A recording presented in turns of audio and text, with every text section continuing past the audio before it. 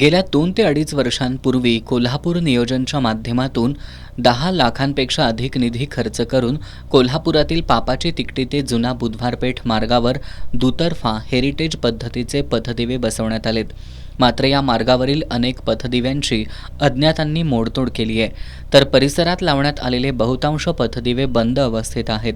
दिवे बंद असल्यानं नागरिकांची गैरसोय होतीये। या मार्गावर हॉस्पिटल, क्लासेस तसंच जवळपास भाजी मंडई असल्यानं या मार्गावर रात्रीच्या वेळी नेहमी लोकांची वर्दळ असते।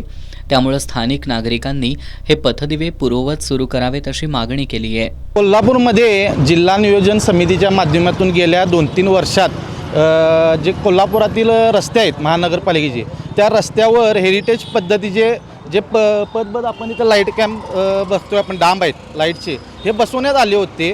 पण गेल्या 3-4 महिन्यापासून यातले जवळपास 80 ते 90% डांब जे आहेत हे आता बंद आहेत। तिथं लाईटच लागत नाही त्या डांबावर।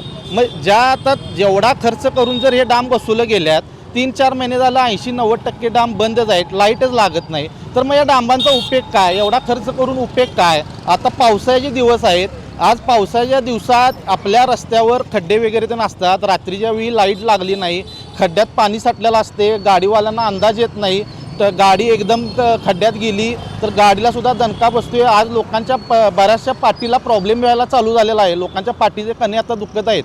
तर अशा वेळी हे महानगरपालिकेने ताबडतोब ह्या डांबांची डागडुजी करून लाईटची व्यवस्था करून नव्याने परत लाईट चालू करणं गरजेचं आहे। जिल्हा नियोजन समितीच्या निधीतून व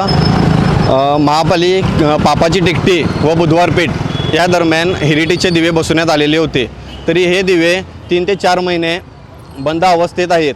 तरी या दिव्याची डागडुजी लवकरात लवकर करावी, अन्यथा तीव्र आंदोलन करण्यात येईल।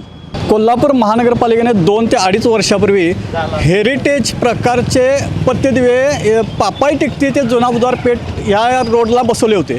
आज एवढा प्रमाणात खर्च झालेला आहे ह्या पोलला की महानगरपालिकेने लाखो कोट्यवधी रुपये खर्च केला, पण आज या भागातील पूर्ण लाईट्स या पोलवरचे बंद आहेत। काही बल्ब्स मोडकळी लागले आहेत आणि काही ह्या भागात आमचे क्लासेस वगैरे आहेत किंवा जोशी गल्ली ते पापाई टिकटी ते वर्दळ खूप असेल, लोक रात्री फिरायला वगैरे जातात 10 वाजता, महिला वगैरे पहाटे अंबामातेला मंदिराला दर्शनात जाणारे लोक असतात, त्यांना नाहक त्रास होतोय आणि भटकी कुत्री या रस्त्याने फिरत असतात। त्यामुळे अंधारामध्ये लोकांना ते चावतात पण, त्यामुळे हे समजून येत नाही हे पथदिवे कधी चालू होणार।